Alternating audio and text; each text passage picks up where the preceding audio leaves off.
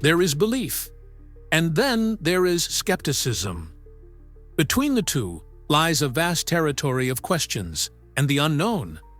What if reality is far more complex than we have been willing to perceive? What if the stories we dismissed as myth and legend hold the keys to understanding consciousness? From ghostly encounters to inexplicable lights in the sky, humanity has always sensed there was something more out there. Some call it paranormal, and others call it the divine. Some look to the stars for answers while others search within. And yet, philosophy asks, why? Theology asks, who? Science asks, how? And we ask ourselves, what if? We stand at the meeting point, a place where the veil between realities is thinner than you might think. This is the crossroads of the veil.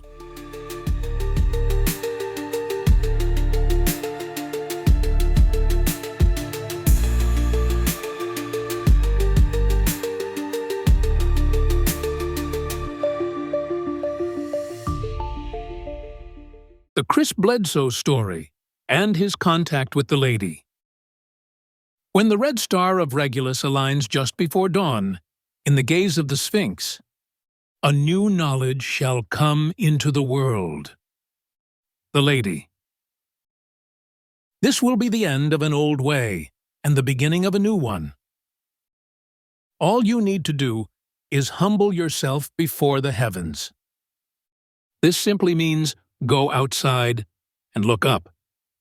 Connect your heart and mind as one. Humble yourself and say out loud, I am here. It is not more complicated than that. Chris Bledsoe Sr. Part 1. The Gathering Storm. The Man Before the Mystery. Before the lights appeared in the Carolina sky, before the whispers of angels and the shadow of government interest fell across his life, Chris Bledsoe was, by many accounts, a man firmly planted on solid ground. Not a seeker of the strange, not someone dwelling on the fringes, but a pillar of his Fayetteville, North Carolina community. He was a successful building contractor, a man whose business acumen earned him respect, even a nomination for Businessman of the Year back in 2003. He built things, tangible structures of wood and concrete, a life constructed on hard work and conventional success.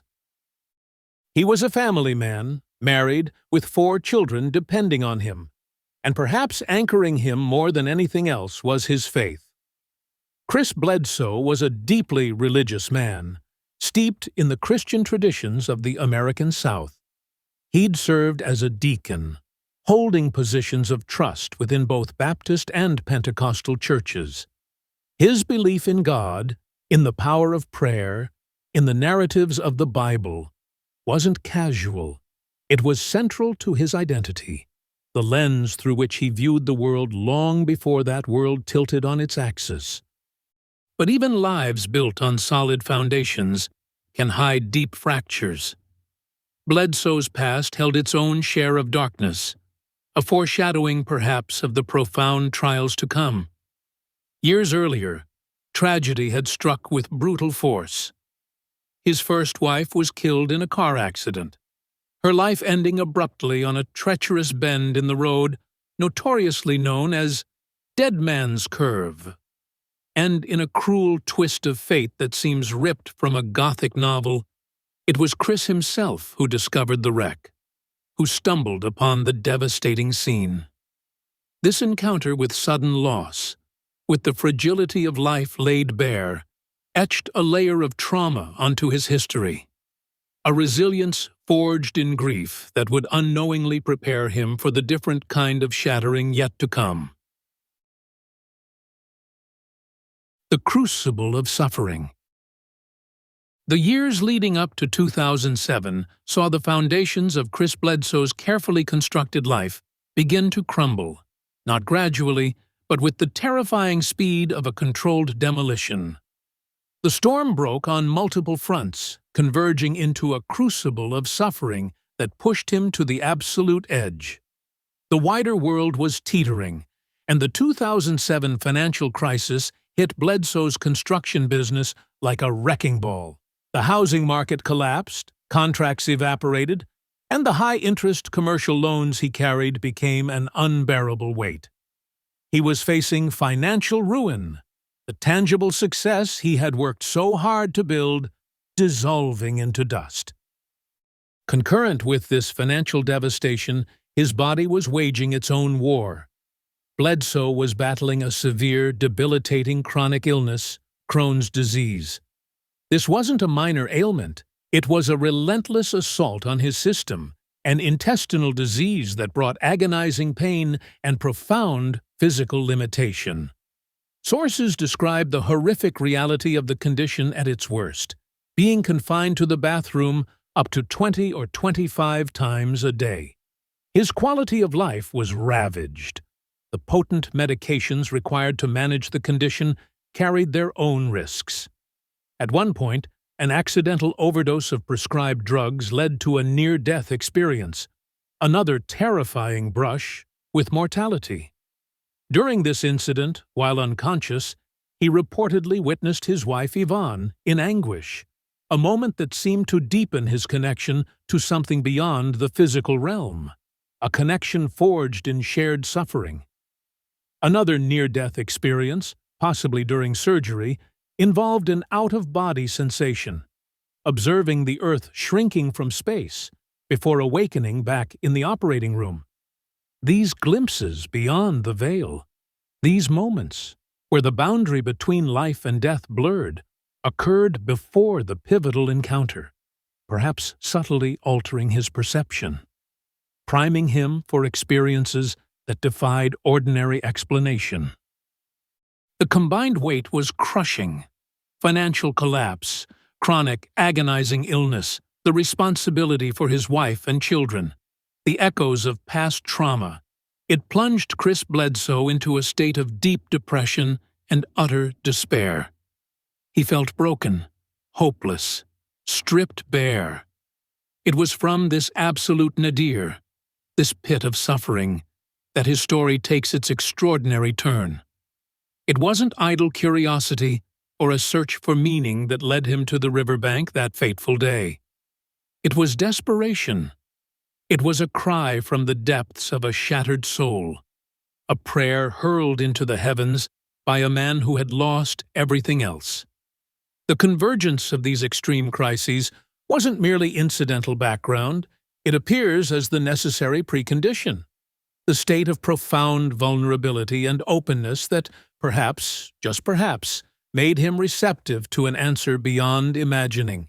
His existing faith, already tested and deepened by near-death encounters, provided the language, the framework, for the intervention that was about to unfold.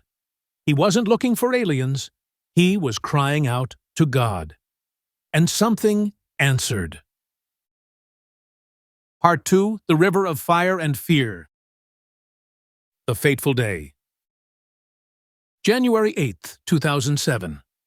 While some accounts generalize the year or occasionally mention October, this date resonates through multiple retellings, regressions, and reports as the day Chris Bledsoe's reality fractured. The setting: the muddy banks of the Cape Fear River near Fayetteville, North Carolina, a place for fishing, for seeking quiet refuge from the storms raging within him. He wasn't alone. With him were his teenage son, Chris Jr., and 3 co-workers, men identified as Donnie Ackerman, Gene Robinson, and David McDonald. They were framing subcontractors who had just finished a large job for Bledsoe and had just gotten paid. A seemingly ordinary outing, a chance to escape the pressures, but the weight on Chris Sr. was too heavy. Overwhelmed by his circumstances, needing solitude, he walked away from the group, deeper into the woods along the riverbank. It was there, alone amidst the trees as dusk began to settle, that Chris Bledsoe reached his breaking point. He cried out to God, a raw, desperate prayer for help, for intervention, for any sign that he wasn't utterly abandoned. Some accounts suggest he may have also entered a meditative state, a quiet turning inward amidst the turmoil. He wasn't performing a ritual. He was a man at the end of his rope, pleading with the divine as he understood it. The appearance. What happened next shattered the mundane quiet of the woods. Bledsoe looked up. Hovering in the sky were lights. Not one, but multiple objects. First, he saw two, then a third joined them. These weren't distant stars or conventional aircraft. He described them vividly, terrifyingly. Large, fiery spheres, glowing with an intense blood-red tangerine-orange hue. Flames seemed to lick from their surfaces, tips shooting off, suggesting something volatile, energetic, and utterly alien to terrestrial technology. They hung there, silent, impossible. Then came the chilling realization. They weren't just present, they were aware. As fear surged through him, Bledsoe felt an overwhelming urge to run, and in that instant he knew, with a certainty that defied logic, that one of the fiery orbs knew his intention. It seemed to track his thoughts, responding to his inner state. This wasn't just a sighting, it was an interaction, a terrifying glimpse of a consciousness that could apparently perceive his own. The phenomenon wasn't passive, it was responsive. The void and Junior's terror. And then, nothing. A gap. A tear in the fabric of time. Chris Bledsoe believed only about 20 minutes had passed when he found his way back to his companions. But the looks on their faces, the elapsed time according to their watches, told a different story. He hadn't been gone for minutes. He'd been gone for hours. 4 hours is the duration frequently cited. A gaping void in his memory. He returned feeling troubled, disoriented, the edges of the missing time shrouded in an unsettling fog. But while Chris Sr. was lost in that temporal void, his son, Chris Jr., had endured his own nightmare. Worried about his father's prolonged absence, the teenager had gone searching for him. What he found instead was something else entirely. Accounts describe Chris Jr. encountering orbs, similar perhaps to what his father had seen, but his experience escalated into direct, terrifying contact. He was confronted by two entities, small, only 3 or 4 feet tall, but radiating an aura of pure menace. Their most terrifying feature, glowing red eyes.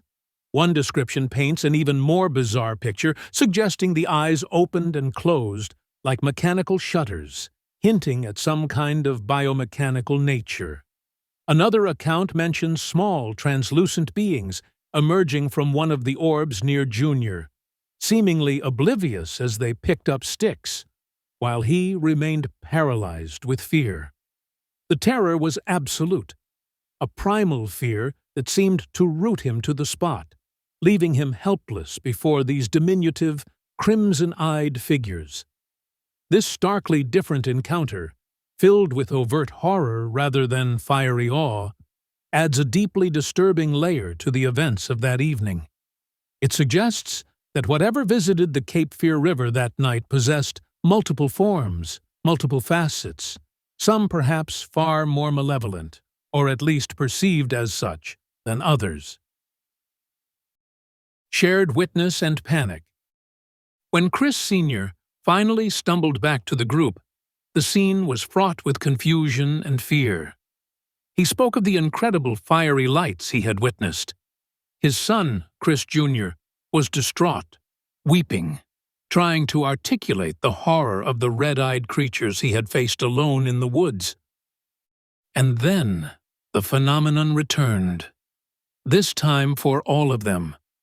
As the group tried to process the conflicting, terrifying accounts, the sky above them erupted again. They witnessed a cluster of lights, resembling stars at first, suddenly scrambling, moving in unnatural ways. Some of these lights descended rapidly, appearing to land just across the river. The multi-witness nature of this specific event, involving father, son, and the three co-workers, Ackerman, Robinson, and MacDonald, is often highlighted as a crucial element bolstering the credibility of the encounter beyond a single individual's perception. The accounts of the three co-workers regarding these objects were reportedly almost identical, adding weight to the shared reality of the sighting. But corroboration offered little comfort. Overcome by a primal fear, the five men abandoned their fishing gear, their coolers, everything, and scrambled into Bledsoe's truck, desperate to escape. Their flight, however, was not the end of the encounter. It was merely the beginning of the chase. As they sped away down the dirt roads, their escape route was suddenly blocked. The same three fiery objects they had seen earlier now hovered before them, barring their path. Panic escalated into sheer terror as the objects seemed to pursue them, pacing their vehicle. An intelligent, malevolent game of cat and mouse played out under the dark North Carolina sky. They weren't just seeing UFOs, they were being hunted by them. The experience wasn't just strange, it was terrifyingly interactive, a violation that left them shaken to their core. The presence of multiple witnesses, including the co-workers, anchors this part of the event firmly in shared experience, making the terror palpable and the implications unavoidable. Something real, powerful, and deeply unsettling had intruded upon their lives. Part 3: Miracles and Monsters. The Unthinkable Cure. They made it home, hearts pounding, minds reeling from the impossible sights and the terrifying chase. The fear lingered, thick and suffocating. But amidst the trauma and confusion, something else was dawning, something utterly inexplicable. The next morning, Chris Bledsoe woke up. Different. The constant, gnawing pain of Crohn's disease, the illness that had dictated his life for so long, was simply gone. He didn't feel sick. He realized, with a sense of disbelief, that he didn't need the medication he'd relied on daily for years. This wasn't a temporary reprieve. The symptoms vanished completely, permanently. The man who had been wasting away, who had faced financial ruin partly due to his inability to work consistently, who had cried out to God in utter desperation just hours before, was suddenly, miraculously, healed. This inexplicable cure became the cornerstone of his narrative, the undeniable positive outcome directly linked to the terrifying encounter. It was framed as nothing less than life-saving, an act of grace delivered by the same phenomenon that had chased them through the woods. The evidence wasn't merely subjective. Subsequent medical examinations confirmed the impossible. Specialists, reportedly including doctors at the renowned Chapel Hill University Hospital, conducted tests. They searched for the familiar markers of Crohn's disease, the inflammation, the damage, and they found nothing. The disease that had ravaged his body for so long had simply disappeared, leaving the medical professionals baffled, astonished. Later, when he developed rheumatoid arthritis, further tests were done, confirming again that the Crohn's had not returned. It was truly gone. This physical transformation, this medically attested healing, provided Bledsoe with a powerful anchor, a tangible sign that the intelligence behind the fiery orbs, despite the fear it induced, might ultimately be benevolent, aligning perfectly with the UFO of God interpretation he would come to embrace. It was the miracle that counterbalanced the terror. Unlocking the void. Hypnotic regression. But the miracle cure didn't erase the fear, nor did it fill the 4-hour void in Chris Bledsoe's memory. What happened during that lost time? The question gnawed at him. Seeking answers, he eventually underwent hypnotic regression, a controversial tool sometimes used in attempts to recover memories associated with traumatic or anomalous experiences. In 2008, a session was conducted, possibly by Dr. Michael O'Connell, or perhaps a Harvard-trained hypnotherapist associated with Dr. John Mack, brought in during the MUFON investigation or for the Discovery Channel documentary.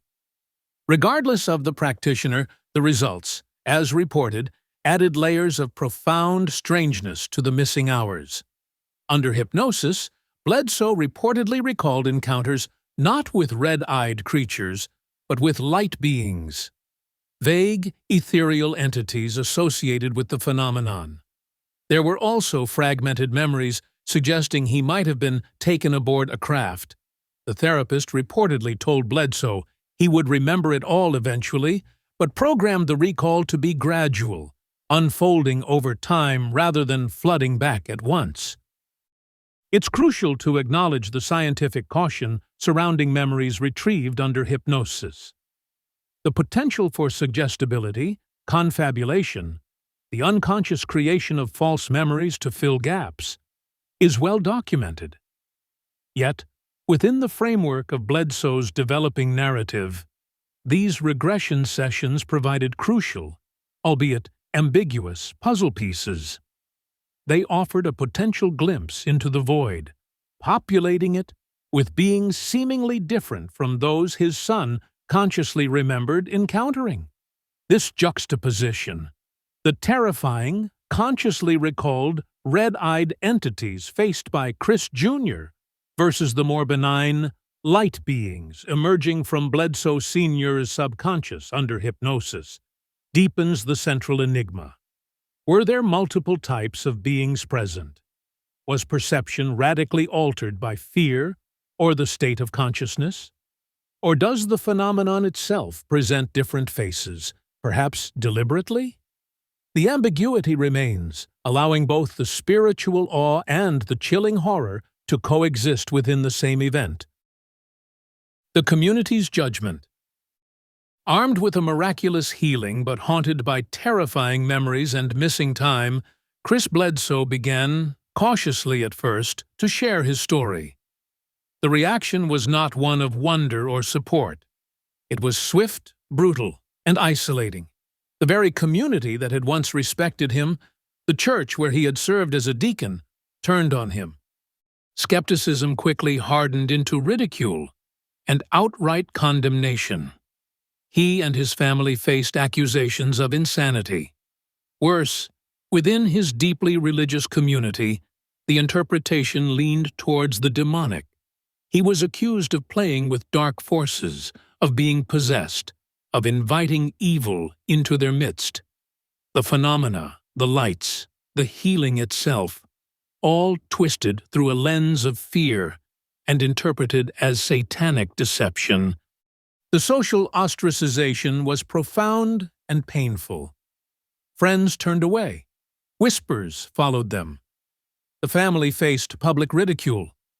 The persecution escalated to horrifying levels, with attempts allegedly made to have the Bledsoe children removed from their parents' care, based on the belief that Chris was endangering them by consorting with demonic entities.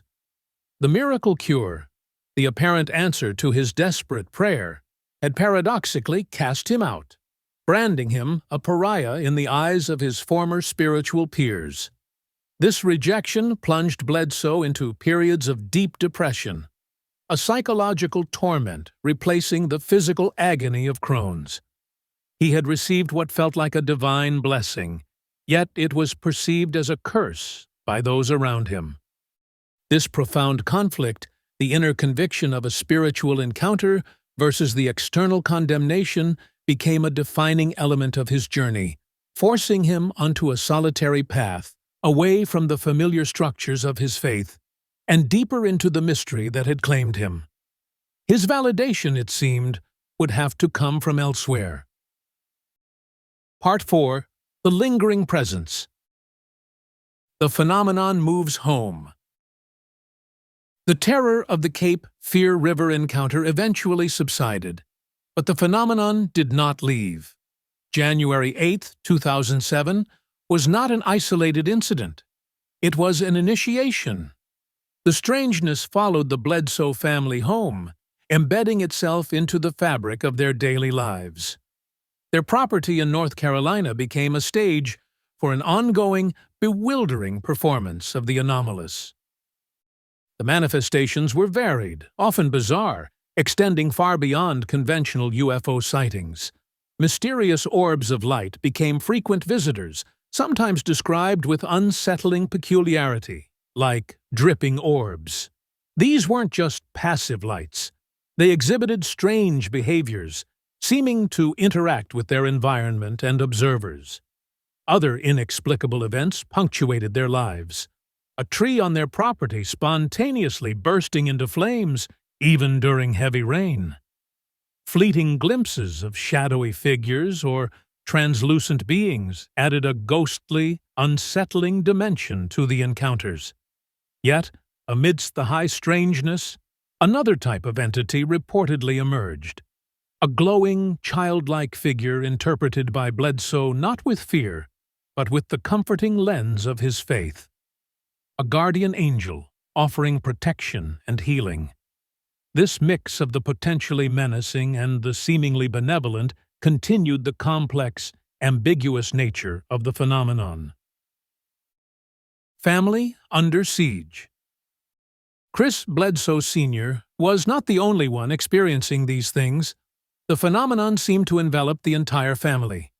His wife, Yvonne, their children, including Chris Jr., already marked by the river encounter, and their other son, Ryan, who would later host the Bledsoe Said So podcast documenting their journey, all reportedly became witnesses or participants in the ongoing events. Even visitors to the Bledsoe property were sometimes caught within the radius of the strange occurrences.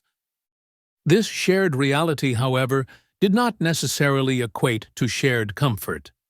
While it broadened the witness pool beyond Chris Sr., it also undoubtedly placed immense strain on the family. Living under the constant shadow of the unexplained, coupled with the harsh judgment and ridicule from their community, created an environment fraught with tension, fear, and the struggle to maintain normalcy in the face of the utterly abnormal. Ryan Bledsoe's podcast itself speaks to the family's effort to process and share these lifelong experiences. The consciousness connection. As the years passed and the phenomena persisted, Chris Bledsoe began to perceive a pattern, a connection that shifted the encounters from passive observation to active interaction.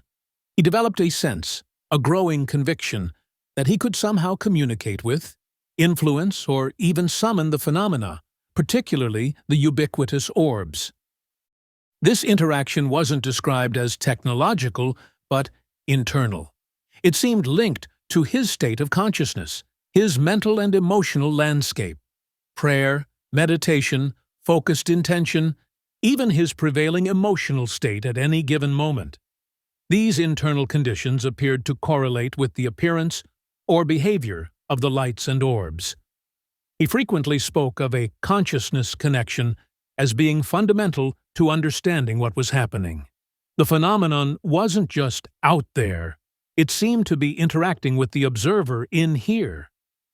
This very claim, the ability to interact with the phenomenon through consciousness, drew the attention of investigators, leading to a fascinating experiment featured on the television show Beyond Skinwalker Ranch. Researchers reportedly attached an EEG device to Bledsoe's head, monitoring his brain activity while he consciously attempted to call in the orbs. The expectation might have been a spike in activity associated with intense concentration or mental effort. But the results, as described, were counterintuitive and startling. Instead of increased activity, Bledsoe's brain, particularly the left frontal lobe, showed signs of calming, entering what was described as an idling state during his attempts to make contact. This aligns with footage showing intense searching effort, followed by focused calm once an object was spotted. This unexpected finding was interpreted as potential evidence of an anomalous neurological link. It suggested that contact might not be achieved through forceful mental projection, but perhaps through achieving a state of deep calm, receptivity, or altered awareness, a state potentially akin to deep meditation or prayer.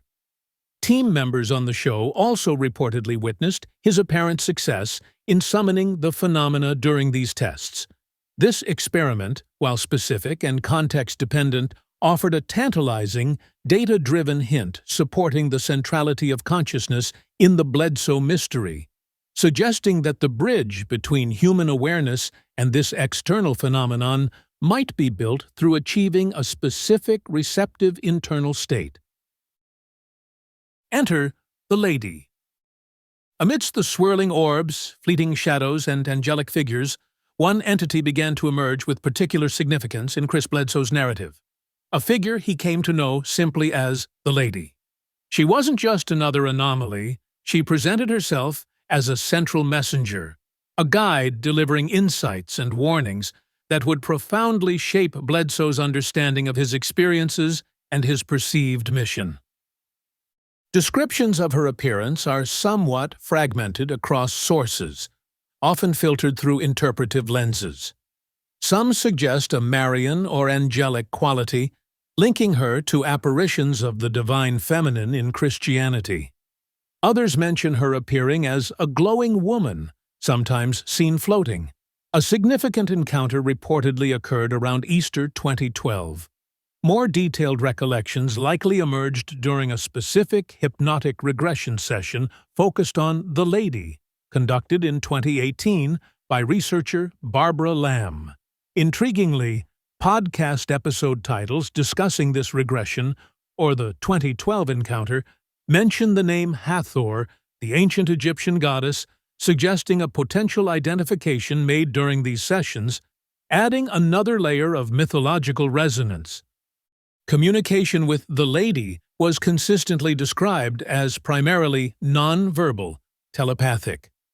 Messages, feelings, and complex ideas were reportedly conveyed directly into Bledsoe's mind.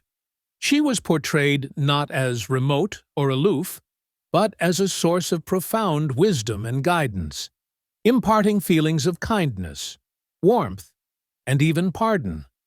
Her initial presence seemed focused on comfort and establishing a connection, preparing the way for the more urgent and cosmically significant messages that were to follow. Her arrival marked a shift in the narrative, from enduring strange phenomena to receiving direct, purposeful communication from a perceived higher intelligence. Part 5. Whispers in the Corridors of Power and the Message. Official interest versus public ridicule. While Chris Bledsoe and his family weathered the storm of local ridicule and demonic accusations, a different kind of attention was allegedly brewing, far from the prying eyes of the Fayetteville community. His first formal step into the world of UFO investigation involved reporting the January 2007 incident to MUFON, the Mutual UFO Network, one of the largest civilian organizations dedicated to the subject. Initially, MUFON seemed to take the case seriously.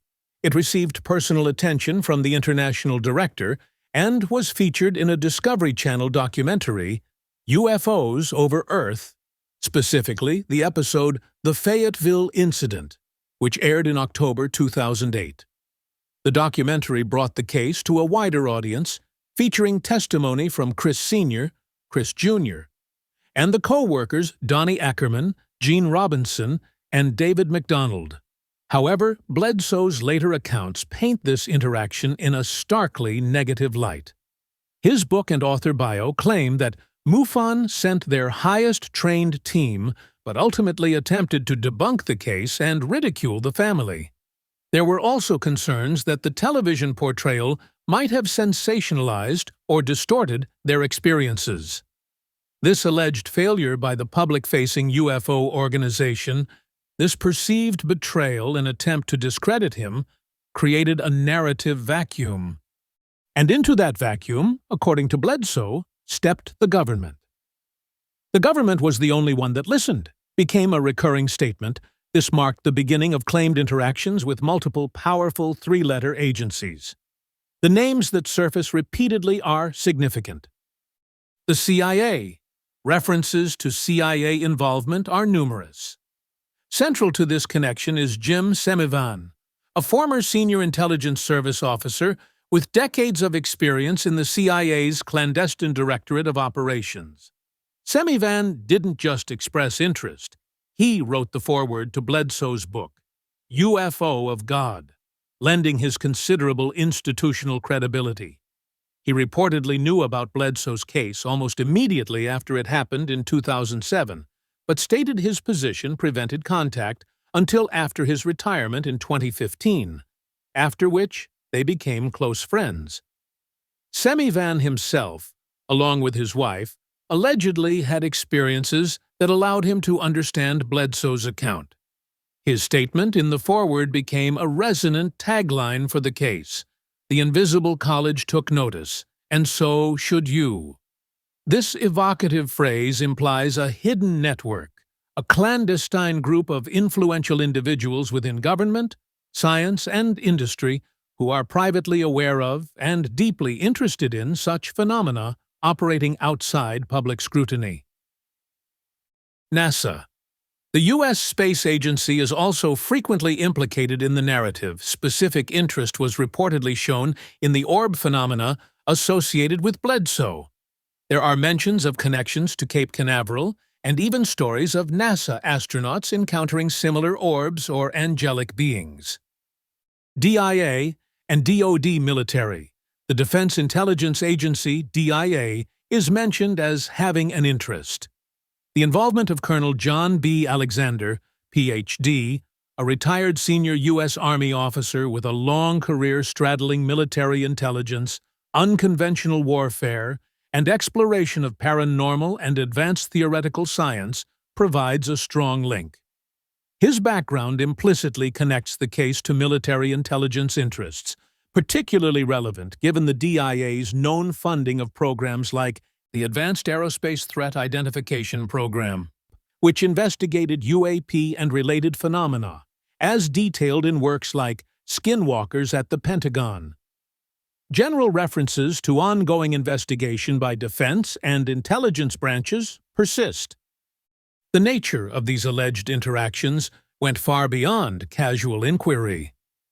Bledsoe describes involvement in investigations, scientific study, medical testing, and even requests to demonstrate his perceived abilities, granting him access to high-ranking officials. There are also hints that early on, elements within the government may have attempted to spin or control the narrative. This sustained high-level interest from figures associated with national security and intelligence stands in stark, almost surreal contrast to the public skepticism and ridicule Bledsoe faced, powerfully reinforcing the hidden truth dimension of his story. The narrative constructed is one where the phenomenon is dismissed or demonized publicly, while being secretly studied and perhaps even validated at the highest levels. High-stakes interventions and connections. The alleged government interest wasn't just passive observation. It reportedly involved Bledsoe in events with potentially significant real-world consequences, further cementing his unique position in this unfolding drama. Two incidents stand out. The Pope incident, 2015. This is perhaps one of the most dramatic claims. During Pope Francis's visit to the U.S. in 2015, Bledsoe asserts he received a troubling message, a premonition of danger directed at the pontiff during his stop in Philadelphia. He contacted an intermediary, identified in his book as Larry, described as highly connected. This led to a meeting in Pennsylvania, where Colonel John Alexander was present. According to Bledsoe, Alexander, an expert in areas including remote viewing, PSI techniques explored in government programs like Project Stargate, helped him utilize this ability to pinpoint the source of the threat. Bledsoe claims he identified the danger originating from across the Ben Franklin Bridge. Subsequently, he asserts, An individual matching the description and location, intending harm to the Pope, was indeed arrested by authorities. While public news reports from the time detail the massive security presence, road closures including the Ben Franklin Bridge, and general security concerns during the Pope's visit, they do not explicitly confirm an arrest under these specific circumstances linked to Bledsoe's claimed remote viewing. However, within Bledsoe's narrative, presented with Alexander's alleged assistance, this event serves as powerful evidence of his abilities having tangible, high-stakes security implications, naturally attracting interest from entities concerned with such matters, including, potentially, the Vatican. Healing the power broker's son. Another key event reportedly solidifying high-level interest involved the alleged healing of the son of an influential Washington, D.C. power broker, an individual described as having connections to the White House and the intelligence community. Bledsoe claims his prayers or focused intention facilitated a recovery for this individual. This specific incident is cited as having significantly captured the attention of agencies like the CIA. These healing claims extended beyond humans, with accounts mentioning beneficial effects on animals as well. These reported interventions, particularly the DC healing, moved Bledsoe's case beyond strange lights in the sky. They suggested a phenomenon with the potential to influence health outcomes, even for the well-connected, providing a compelling, practical reason for sustained clandestine interest. Adding another layer to the official engagement, Colonel Alexander reportedly visited Bledsoe's property himself. During this visit, Alexander, a man deeply familiar with anomalous phenomena from decades of research, allegedly had his own first-hand anomalous experience. This personal encounter seemingly convinced him of the reality of the Bledsoe case, leading him to dedicate an entire chapter, reportedly, Chapter 2 of his own book, Reality Denied, to discussing the Cape Fear River incident and its aftermath. Finally, Bledsoe's journey also involved the Monroe Institute. This organization, founded by Robert Monroe, is renowned for its research and training programs focused on exploring human consciousness, out-of-body experiences, and altered states, often using audio technology like HemiSync. Bledsoe's connection to the Institute and his son Ryan's later participation in their Gateway Experience program subtly shifts the focus. It aligns the phenomenon and the official interest surrounding it with the deeper exploration of consciousness itself, reinforcing Bledsoe's emphasis on the mental, spiritual, and intentional aspects of contact. The Lady's Message. As Bledsoe navigated this complex landscape of personal transformation, community rejection, and clandestine interest, the entity known as the Lady continued her communications, delivering messages that framed the phenomena within a context of cosmic significance and urgent warning. A warning against misinterpretation, she reportedly cautioned Bledsoe directly. Powerful forces were actively working to cast phenomena like his, these intrusions of the extraordinary, in a negative light, to label them as demonic, hostile, or deceptive. If this negative interpretation were allowed to prevail, she warned, humanity would be set on a path toward ruin. This message positions Bledsoe's narrative and his insistence on a positive spiritual understanding as a crucial counter-narrative, a battle for perception with potentially apocalyptic stakes. Humanity's dire state. In memorable, often quoted phrasing highlighted by readers of his book, the Lady offered a stark assessment of humanity's condition, perhaps referring to an icon representing mankind. She described it as directionless, senseless, without head or tail, in dire need of protection and guidance. This bleak diagnosis underscores the perceived necessity for the spiritual awakening she and the phenomena purportedly aim to facilitate. The Regulus Prophecy. Perhaps the most striking and specific message attributed to the Lady is a direct prophecy concerning a future celestial alignment. When the red star of Regulus aligns just before dawn in the gaze of the Sphinx, a new knowledge shall come into the world. Bledsoe interprets this cryptic message as pointing to a specific time frame, around Easter 2026. He believes this period will mark a profound shift, the end of an old way and the beginning of a new. This prophecy involves specific astronomical elements. Regulus, the brightest star in the constellation Leo, often associated with kingship and power, and the Great Sphinx of Giza, which faces due east, aligning with the rising sun on the equinoxes. The alignment mentioned, just before dawn in the gaze of the Sphinx, suggests a heliacal rising or a specific conjunction visible from Giza near the Easter period in 2026. Bledsoe reportedly collaborated with an Egyptologist, finding that astronomical imagery from his visions matched details within the king's chamber of the Great Pyramid, further weaving Egyptian symbolism into the prophecy's fabric. This specific future-dated prophecy injects a powerful sense of urgency and anticipation into Bledsoe's story. It transforms him from merely an experiencer recounting past events into a potential harbinger, carrying a message about an imminent, perhaps world-altering revelation tied to celestial cycles and ancient monuments. A call for awakening. Underlying all her messages is a general, urgent theme: the need for humanity to awaken, to recognize the hidden world around us, and to embrace the new knowledge she predicts is coming. The lady, therefore, functions as the primary articulator of the phenomenon's purpose within Bledsoe's account.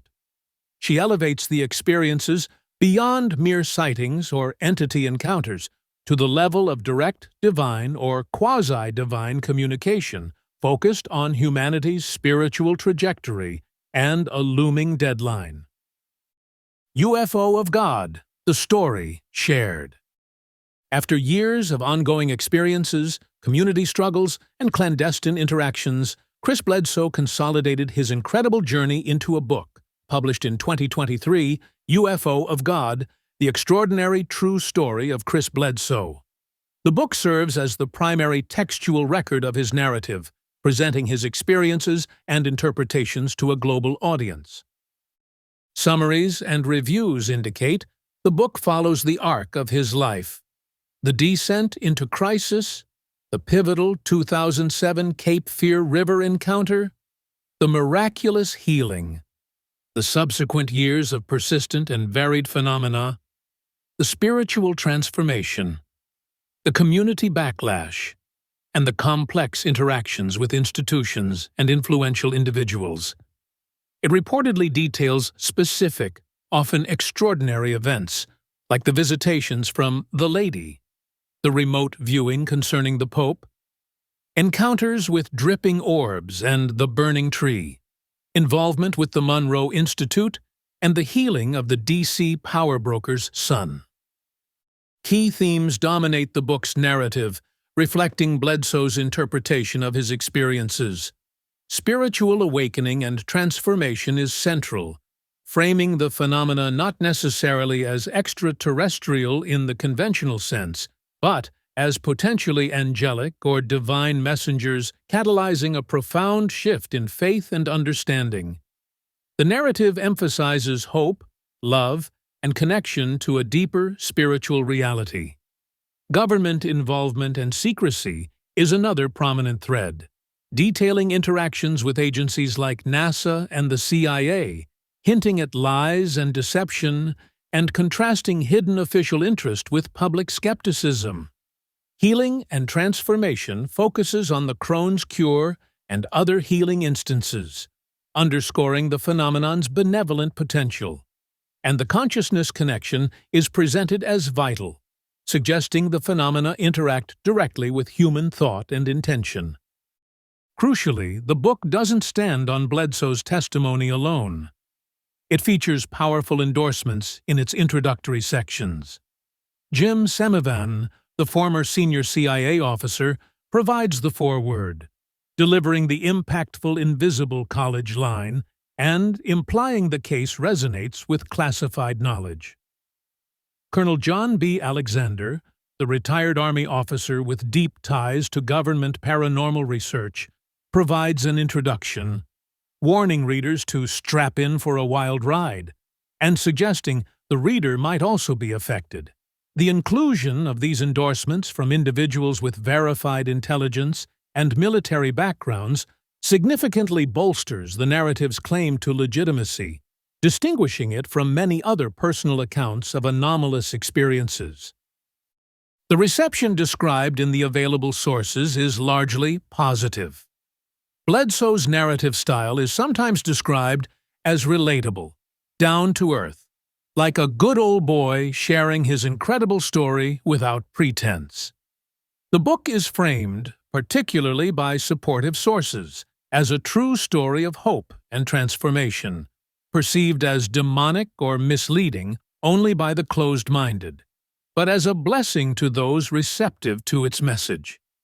This framing aligns with Bledsoe's stated authorial purpose: to share his story, explore its increasing frequency, engage with profound questions about reality and our place in the universe, and particularly to delve into the consciousness connection and its impact on faith. The book, therefore, functions not just as a memoir, but as a manifesto and a key piece of evidence within the ongoing discourse surrounding the Bledsoe phenomenon. Part 6. The Enduring Enigma. The Man Transformed.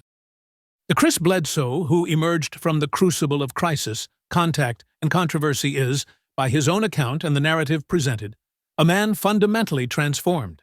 His journey didn't lead him back to the conventional life he once knew, but onto a radically different path. One defined by the enduring presence of the phenomenon and a mission to share its message. His personal faith, rather than being shattered by experiences that defied traditional dogma and led to his ostracization from his church, reportedly deepened, becoming stronger and more personal than ever before.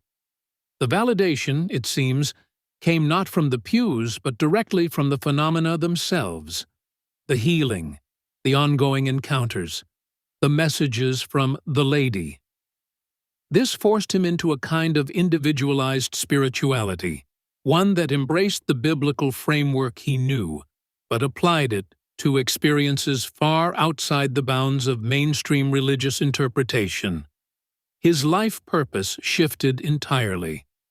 The successful builder became a dedicated experiencer, focused on telling his story, understanding the consciousness connection, and grappling with the profound questions about reality the phenomena raised. A small but telling detail mentioned in some accounts is his decision to give up hunting, a sport he previously enjoyed. This symbolic act reflects a potential shift in his relationship with life itself, perhaps born from encounters with intelligences that seemed to value consciousness and connection. Yet, this inner transformation remains starkly contrasted with the external realities. The alleged validation from hidden corridors of power, from figures like Semivan and Alexander, did not erase the painful social isolation and ridicule he and his family endured within their own community.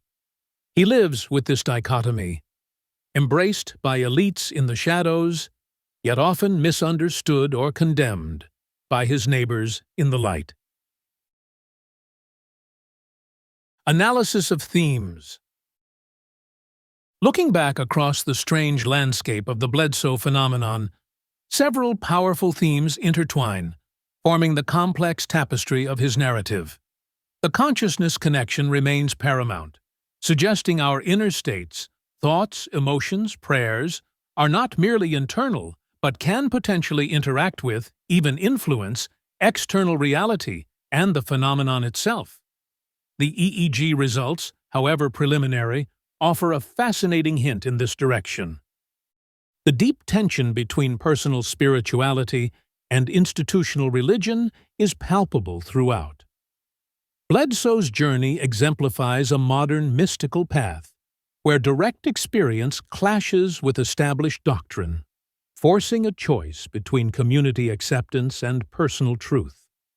The theme of healing serves as a crucial anchor, providing tangible evidence within the narrative for benevolent intervention and validating the UFO of God interpretation.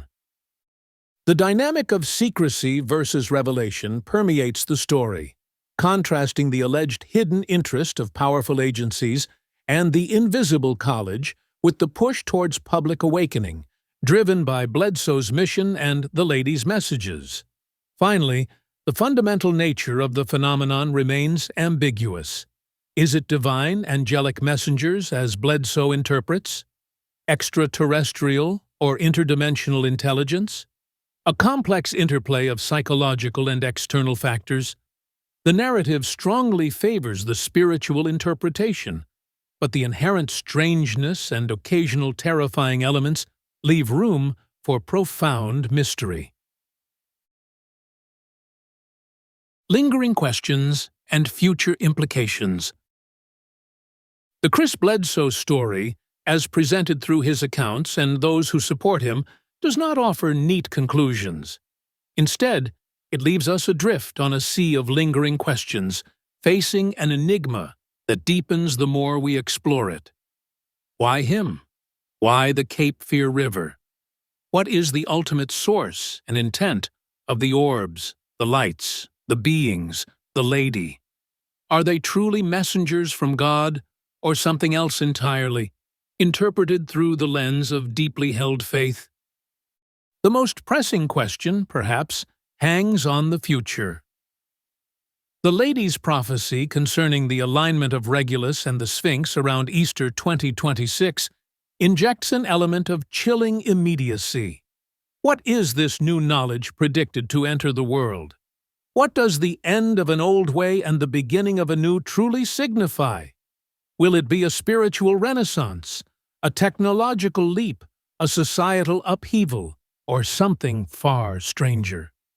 The date hangs in the air, a potential deadline for revelation or transformation, adding a layer of unresolved, almost unbearable tension to the narrative. The broader implications suggested by the Bledsoe phenomenon are staggering. If his account is taken at face value, it points towards a reality far more complex and interactive than conventional science or religion admits. A reality where consciousness is fundamental, where hidden intelligences interact with humanity, where healing can occur inexplicably, and where powerful institutions may hold secrets about the true nature of our existence. It suggests we may be part of a larger cosmic drama, approaching a pivotal act. Final thoughts. The story of Chris Bledsoe is a journey into the heart of modern mystery. It's a narrative woven from threads of profound suffering and inexplicable grace, of terrifying encounters and beatific visions, of community rejection and clandestine embrace. It challenges our neat categories, blurring the lines between the spiritual and the technological, the divine and the potentially alien, the psychological and the external. Whether one interprets these events as divine intervention, extraterrestrial contact, complex psychological phenomena, or something stranger still, the case remains profoundly compelling. It speaks to enduring human questions about faith, suffering, meaning, and our place in a universe that may be infinitely more mysterious, more populated, and more interactive than we dare to believe. The enigma of Chris Bledsoe, the UFO of God, and the lingering echo of the lady's prophecy serve as a stark reminder. The edges of our known reality are thin, and sometimes something reaches through. What happens when we reach back?